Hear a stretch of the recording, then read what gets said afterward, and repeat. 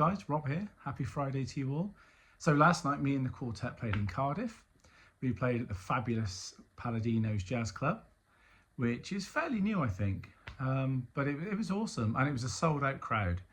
Now I'm a sideman usually, which means, you know, when you're a side person, you know, you're not the star of the show, you're in the back, in the trio or the quartet or whatever, and you're doing your thing, and I've done that all my life. Every now and again I put my head above the parapet and I become a band leader, and I go out and do those gigs as the Rob Bryan Trio or Rob Bryan Quartet or Quintet or whatever it might be. And hopefully if you guys have been following me here, if not, please like and subscribe and do that now, and hit the notification bell so you know when I'm posting videos about music, drumming, records and life in general. You know, I've been running this quartet for about a year now, and it's going really, really well. And when I say people are ringing me for gigs, festivals are contacting me for gigs, and it feels really good.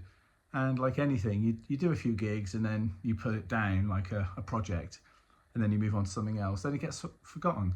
Whereas this, I stayed at it all year, last year, and I'm going to be staying on it all this year, and it's starting to pay off, plus all the online stuff that I do as well, and all that, you know. So to turn up last night at a venue that I've never played before, and to see it be sold out is for myself, who's not a singer or the front person, it's amazing, you know. And I've woken up today tired because it's been a hell of a week, but you know, really vibed and really happy about it. So thanks everyone who came along. It was a fabulous night. It was really, really good. We had Jerry Crozier-Cole on guitar. I've not played that sort of style of music with Jerry, well, he reckons since '94, something like that, which is probably right, actually. And he's got some things going on in his personal life at the moment, and he still rocked up and did the gig, and I think, you know, thank you for that, Jerry, and I hope things get sorted out. But it's, yeah, what a wonderful feeling. And as I say, I think sometimes people don't get it. I think they think, oh, well, you're always playing music, it's what you're used to. But, you know, when your name's sort of on the poster and on the chalkboard outside the venue or whatever, you know, you've got an extra responsibility, I feel, to the band members. When I'm part of a band, I never really think about it. You know, I feel sorry if people don't show up, or I'm happy for the front person if there's loads of people there. You sort of forget that if it's you that's fronting it and everything, it brings a whole different, you know, kind of change of thought process. Everything's different. And if it had been two people, we still would have had a great gig, and I would still be saying thank you anyway. But the fact that it was, you know, rammed, and it was full of really, you know, people that were intently listening and come along for the music, that means a lot. They weren't sitting in the back just eating pizzas and chatting and whatever. Then that's fine too, obviously. But it's really nice when they come along, people listen. And during at the start of the second set, I do like a piece with just the drum kit, you know, going from my hands, playing with hands, to mallets, not brushes though, bizarrely, last night, I don't know why. And then it builds up, and I've got this sort of 5-minute sample that I hit that's got voices on it and different textures and a groove, and then the groove goes, and sort of ambient vibe. And if I stopped playing at one time with my hands, and I sort of didn't look up, but I thought you could hear a pin drop in the room, and that sort of thing when you're trying to play something like that is amazing. It feels brilliant, and yeah, to get that sort of listening crowd is awesome. So once again, thank you for coming. If you're thinking of coming along to see the band, get onto my socials, my Instagram and my Facebook, and I'll be talking about it here as well. Then do come along. It's good fun. I said before, the set list isn't like a deep cut of, you know, rare Blue Notes tunes or anything. The tunes are quite standard. And you know, okay, we don't sort of stretch them out in a crazy free way. Because I've been saying to people that, you know, we're a bit experimental with it. It's nothing that's going to sort of bowl you over and think, oh my God, and no one's ever done that. You know, that's not what I'm saying. I think some people have got on board with that. I'm not saying that. It's just that the thing I'm doing with the music and where we take it, and the sampler I use and the loops and things like that, just takes it to a slightly different place, which is for me, where jazz meets funk and rock and fusion, drum and bass and Latin and everything else.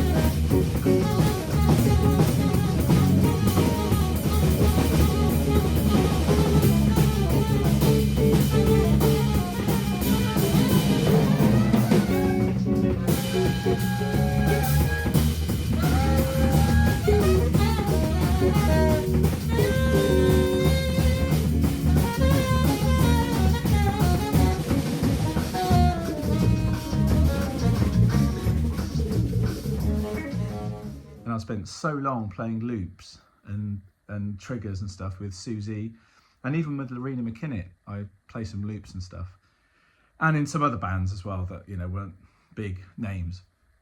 And I got so used to it, being able to trigger things and have pads over here where I trigger and then running a click and all this kind of stuff. I got really good at it.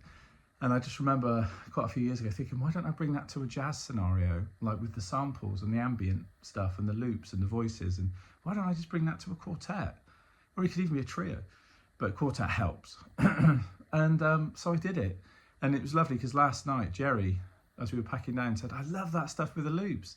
He said, I see what you mean now. It's not like a revolutionary set list you're doing, but what you're doing with those original standards, what you're doing with those standards is original with the loops and everything. You're giving it just a twist.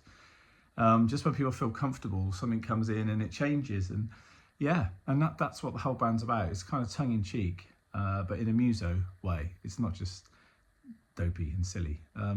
So if that floats your boat, then if we're playing near you, come along and check it out. And I think there's quite a few drummers there last night. A few come up at the end, and that's always nice to talk to drummers. And some of them are on my YouTube. And two of them came up, and I didn't ask your name, so sorry about that. But if you're watching this, thank you for coming. One of you was talking about Billy Cobham being your favourite drummer. If that's you, please put a comment down below. We're probably friends anyway, aren't we, on Instagram? But say hi, because I didn't ask your names last night, so I'm sorry about that. Yeah, so I'm going to have a nice chilled day. I'm going to post some more pictures. Carolina came to the gig yesterday as well, because I think she's thinking of playing at the venue with her quartet. So she took some pictures, and I've got to go through those. She took loads of videos as well, so I'll be sharing that. But the first thing I shared was a picture I took from behind the drums, and I should have taken it portrait as well as landscape, but anyway, of the audience, because I was like, if I don't get this picture now, I'll forget, and I'll get home, get up the next day, and I'll think, oh, I didn't get a picture of the crowd. I always forget. So yeah, they'll all be there waving and stuff, and what a lovely audience. Live music is still out there. Keep supporting live music if you can. You know, it's so worth it. You know, I had a woman, it was lovely, a woman came up after the show, and she was almost in tears, really. Not that she didn't like it. She was just kind of like, I didn't like jazz, or I thought I didn't. Never liked listening to it on the radio or on TV or on record or whatever. So we've had some food downstairs. We came up, a few glasses of wine, and we thought, well, let's give it a go. It's in our local town. We live around the corner. Let's go and see it. And she said, I had no idea that jazz music could be sort of dancey and funky, and even the more swingy type stuff. She said, I just loved it, the excitement of the band. And I think, and she was really getting taken by the spirit of it. And I just thought that was wonderful. You know, I've had that a few times with playing music, you know, and it's a wonderful thing when it actually captures somebody, you know, and transcends into something else. And I think that is the power of music anyway. But I'd like to thank that lady for coming along. She was wonderful, and she went around all the band and said the same thing. You know, she said, I don't know anything about it, a novice. I know nothing about this music, but I just want to come and tell you that this was amazing. I really felt something tonight, and you know, I feel a bit taken by that myself now. It's quite a thing to hear, you know. So thank you to you, and so I say thank you to Marco running a venue. Thank you to lovely people that came along. We really had a ball, you know. In the second set, there was a few detours we took on the changes and stuff, but hey, no one cares. That's jazz, right? We brought it back together where we had to. And what was really cool was I was at the bar, and I again, if you're watching, sir, whoever this person was, let me know who you are, because I don't know. You're probably connected with Marco in some way, but I was near the bar anyway, saying to Marco, the owner, that we'll go back on, and I do a little drum feature that I spoke about at the start of the second set. And then as I was walking away, this guy said, hey, when are you going to do the Kate Bush song? And I was like, how do you know about that? He said, well, I've seen it in the post and everything. Like, you know, when are you going to play it? I said, well, it'll be the second song after this thing I'm going to do in a minute. I said, but don't go and tell everyone, you know, it's a surprise. And anyway, that was kind of fun. So whoever you were, so please leave a comment below. Thank you for that. And it did go down well. It went down really well. It always does. I'm sure Stranger Things has obviously helped that, because Running Up That Hill is always going to be a great song, whether it was in Stranger Things or not. Kate Bush, legend. Actually, funny enough, I've got a box set here of Kate Bush stuff that I was playing just the other day. It's her first 4 albums in a box set remastered. I've got to get the other one, but I got this at a really decent price up north in Colne when I was playing a blues festival up there with the Worried Men a few years ago with Jamie's band. I don't play with that band anymore, but that was great fun. What fun. Yeah, anyway, I got this in the record store up there. Anyway. But yeah, Stranger Things made it popular, and now Stranger Things isn't quite so popular because the finale was pants, but I still love it anyway. I shouldn't talk about it. I even mentioned that last night. People go, yay, ooh, if they liked it. But anyway, yeah, just being able to play that. And the band really get behind it as well, and it feels good to play. There's something about that main theme, that keyboard theme, da, da, da, da, da, da, you know, that theme that is quite emotional, really. Anyway, I'm going to leave it there, 17 minutes, but as you can tell, I'm very happy. Thank again for everyone for coming. If you're thinking of coming to one of our gigs, please do so. If you want to book the band for your venue or festival or whatever, or event, then give me a shout. Either leave it in the comments below, or you can email me. My email's all over this YouTube, or my Instagram, Rob Bryan Drummer on my Instagram. Okay, so have a wicked weekend, 17 minutes 32, that'll do. So have a wonderful weekend. I'm going to go and be happy. I'm going to finish this coffee, which is my second of the day. So slightly buzzy, all good. Have a lovely weekend, and I shall see you on the next video.